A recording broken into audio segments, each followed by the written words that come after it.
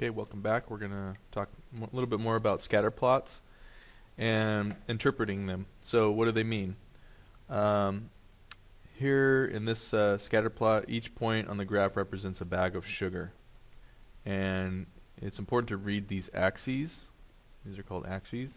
So before we use maybe X and Y, but they can represent any quantity. So this quantity is the weight, and this quantity is the price. So as we go further along, the weight increases, and as we go further up, the price increases. So we can say things about these points. Which point shows the heaviest bag? Well, the heaviest bag would be the most weight, right? So that'd be point D. Which point is the cheapest bag? So the cheapest bag would be the lowest price, so that would be right there, B. Which point shows bags that are the same weight? So we would want to find 2 points that have the same vertical, or on the same vertical line, and I think E and C are my best choice. F and B are not on the same weight. So we're going to say E and C. Which points show bags that have the same price? So the same price, the price would be equal going up, and it looks like A and C are pretty close, and nothing else. So A and C would be the best answer there. So which of F or C gives the best value for money? How can you tell? Okay, so let's think about these points. So F has a very high price, doesn't it? And a middle weight. And then what's the other one? C. C has a very low price, doesn't it? And it's actually heavier than F. So C is definitely the best value. And how can you tell? Well, it's more weight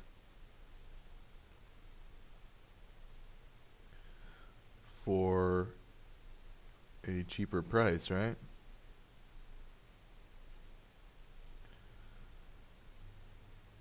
So that's how you interpret these graphs. Is you want to compare, you want to make sure you read the axes carefully and understand what it means to be increasing in that. So this weight means you're going to get heavier as you go out. Price means it's going to be cheaper as you go down. It's going to be more expensive as you go up. So read the axes, and then that will help you decide what it is that different different points represent. Okay, and I didn't even throw any numbers on here, so I can just tell relative, how does C relate to B and so forth. Okay, next, scatter diagram up to, okay, so 66 students took a test, A and B. Scatter diagram here for all the students. So reading our axes, this is the score on test A, so from 0 to 35. And this is the score on test B, so 0 to 35. The mean score for test A was 19. The mean score for test B was 16. Plot a point to show this on the scatter diagram. So test A was 19, so this is 19 right here. And test B, the average was 16, which is just above 15. So I'm going to go up here and over here. So this is the point right here. This is the average of the two tests. Let's call AVE. Draw a line of best fit on the scatter diagram. So where did my ruler go? Here it is. Okay, so this is more of just kind of, if you want to be very accurate, I don't think anybody would do it by hand, but you make sure that all of the distances to the line above and below are average out to the same. And you can do that in a spreadsheet, and you'll do it probably a little bit later in Algebra 2. But this is just kind of guess and throw it down. So you want to just kind of pick where do you think there's as many points above as there are below of the equal value. So we'll just throw that as our line of best fit. And how can the line of best fit be used? So the line of best fit, you could say, well, if you were above the line, that means you did better on test B, didn't you, than the class average.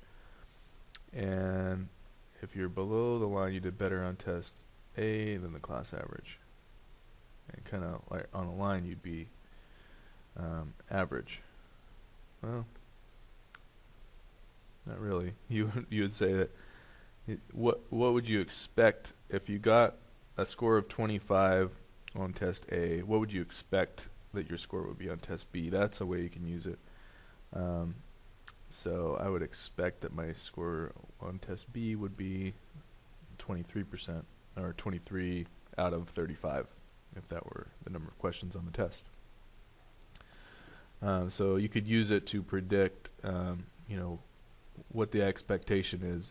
If you have one value here, what is kind of the average score that you would get on test A? So that's one way you can use that line of best fit. Yeah, so any more questions about that? Yeah. Okay, here are 5 statements about the scores shown on the scatter diagram. If a statement is true, check it.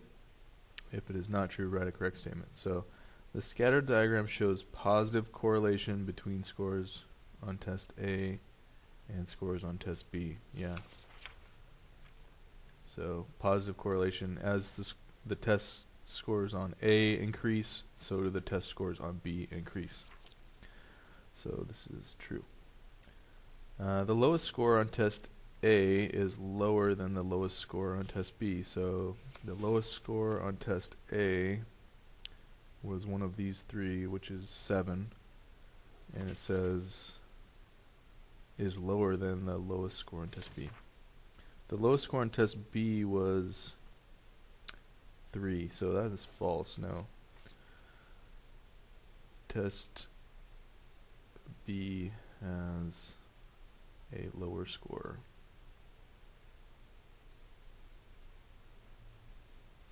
The range of scores on test B is 25. Range of scores. So from the lowest to the highest is at a range of 25. So it goes from 3 to 25 plus 3 more is 28. So it goes from 3 to 28. Yeah, that range is 25. So it goes from 3 to 28, which is a range of 25. The student with the highest score on test A also has the highest score on test B. Highest score on test A was this guy right here, but the highest score on test B was one of these 2, right? These 2 had the highest score, so this is not true. So student with the highest, well, you could say the student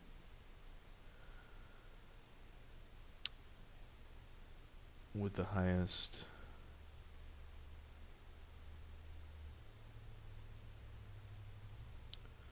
score on A does not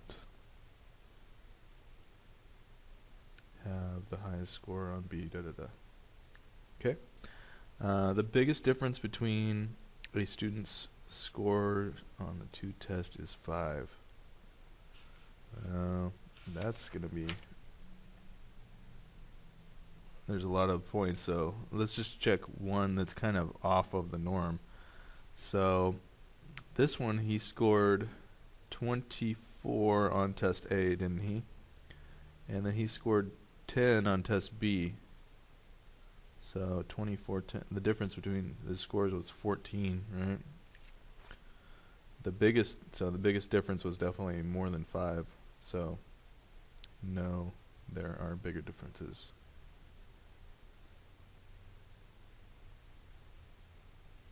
And you only need one counter example to show that, right?